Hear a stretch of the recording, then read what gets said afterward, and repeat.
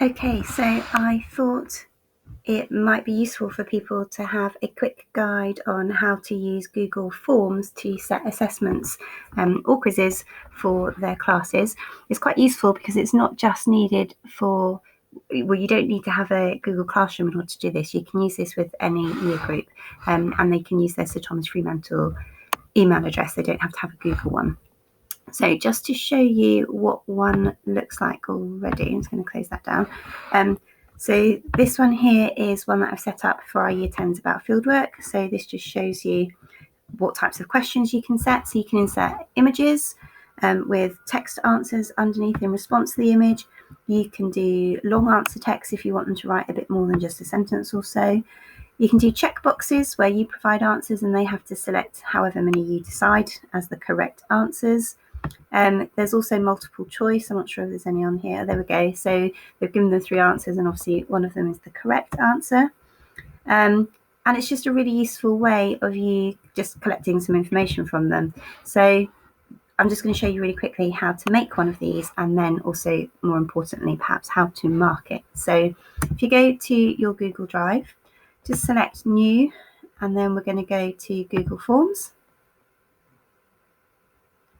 You can obviously choose whatever you want to call your form. I'm going to say Year 10 Coasts Test. Because we want this to be an assessment / quiz, what we're going to do is go to Settings. And then if you see along here, we're going to click Collect Email Addresses so that we know who has responded. Otherwise, it would be anonymous. We're then going to go to Quizzes and we're going to say Make this a quiz. We're not going to release the grades immediately. I'm going to do that later after review, because if you're a maths teacher or perhaps from some science tests, or if it's a vocab test or something like that, then you can get the computer to self-mark because you can input the correct answers beforehand. Obviously, if it's a text answer where they're writing a sentence or a paragraph, you're not going to be able to put the answers in that you're expecting them to write. So you're going to have to do manual review. So you just choose which one is perhaps most appropriate for your subject. Don't click limit to 1 response because they will need a Google email address to do that. It asks them to sign in using their Google address to begin with. If you're using it with the 6th form, obviously they've got their STFS student logon, so you can do that. But for lower school, don't select that box. And if you want them to be able to edit their marks, their responses after they've submitted it, then you can check that box, but I'm not going to do that. So I'm going to click Save. Okay, so now the email address section is there. They have to input their email address before they can answer the question. Okay, so if you click Add Question, it then gives you, if you click on the drop-down box, all of these different options of the types of questions that you want them to answer. So if it's just a kind of a bullet point answer or 1 sentence, then it's short answer. Obviously, if you want them to write a few sentences, then select paragraph.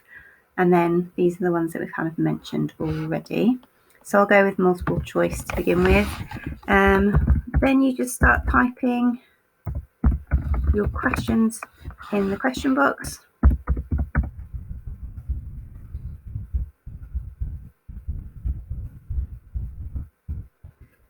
And then you just literally click correct as option 1 and you can write your answers or your options straight in over the text. I'll just do 3 multiple choice there. Okay, so what we need to do now is to provide the answer. So I'm going to click on Answer Key. This one's obviously easy because it's multiple choice. There can only be 1 answer. And then you choose how many points you want that question to be worth. And then you click Done. If you wanted to input a graphic or a graph or an image, anything that you want them to respond to, then you can click here where it says Add Image. You can also add a video, so a YouTube link or something if you want them to watch something and then respond to it. It could be you that you filmed teaching them something and then have questions afterwards. For this one, let's add in a short answer question, and then I'll say explain how a script is formed. Okay, this one, obviously there's going to be multiple variations of how they're going to answer that. So for the answer key, I'm going to just say that it's worth 5 marks. and I'm not going to input a correct answer. I'm just going to click done. The only other thing that you might want to do is click required for each of the questions. So if I click on that one, it will let me edit it again. If you click required, the only kind of caveat that goes with that is that they can't submit their test if they have missed out a required question. They have to answer it. But obviously we want them to answer all of their questions. So if they don't know, it's encouraging them to guess rather than just leave it blank. Okay, so you just keep working your way through and adding whichever questions you like. If you are doing a topic that's got subtopics within it, so for example, this is a test on coasts, I could separate it into part of the test on coastal processes and then part of the test on coastal landforms. So to do that, I can add a different section, which then separates the test into two parts. If you're doing that, just to let you know, when the students see the test, they can't see section 2 until they've completed section 1. So they can't flip between the questions. I don't know whether that is of importance to you, but I thought I'd just let you know. This then is your template, which you can make it look prettier if you want to. You can either choose an image or you can just change the colours, whatever you want to do. If you choose an image, they've obviously got lots of stock images that you can just choose. Let's just check that random one there. Do insert. But you can also upload photos from your laptop. So you can save images off Google or whatever, just to make it look pretty. Obviously, that's not necessary. Now, to share that with students, you click on the settings option again. Oh, no, don't ignore that. Sorry. You click on the send option.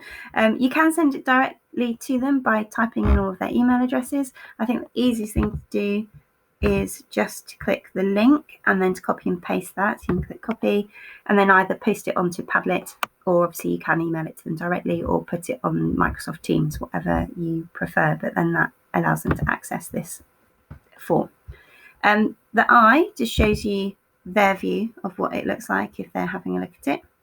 Obviously, I've only put 2 questions in, and 2 sections, so they only see the first question from the first section. Okay, if I close that tab. Right, just to show you them what it looks like when the students respond. So this is the Field Rec one that we did for Year 10. So if I click on responses, you can see 26 students have completed it already, which isn't too bad. And each child's respondent's email address is on there, so you can see who has done the work. Just interestingly, if you have got your test auto-marked, you can look at a summary and it goes through, just gives you some nice information and some feedback, which is a good summary.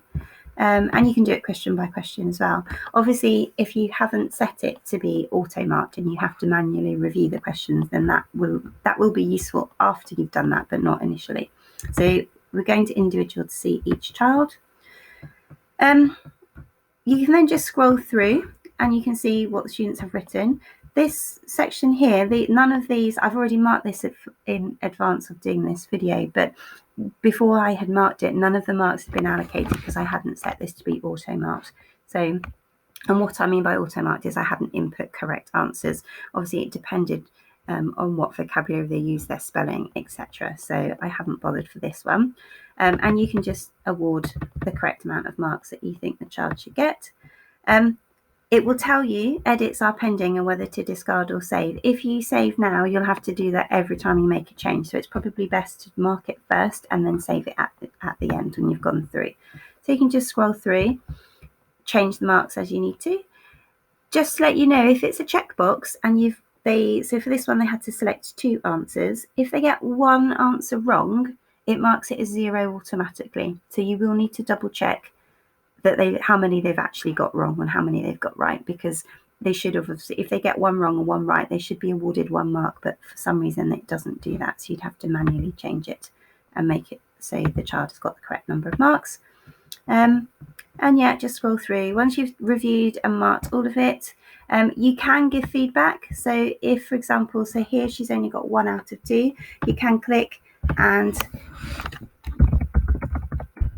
type in,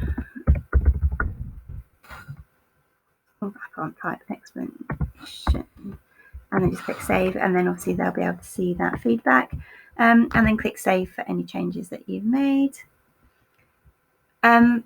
once you've gone through and you've marked all of the respondents, they still don't know what their score is. So if you click on release score, you can either select everybody if you've marked all of them, or if you just want one particular person, you can click on their name.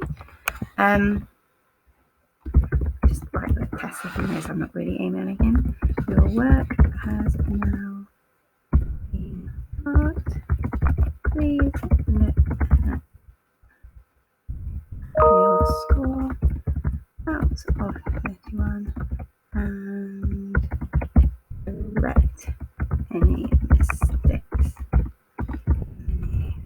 And then you can just click send emails and release, and it will email that student with their score and the feedback that you've given. Okay, I hope that's helpful.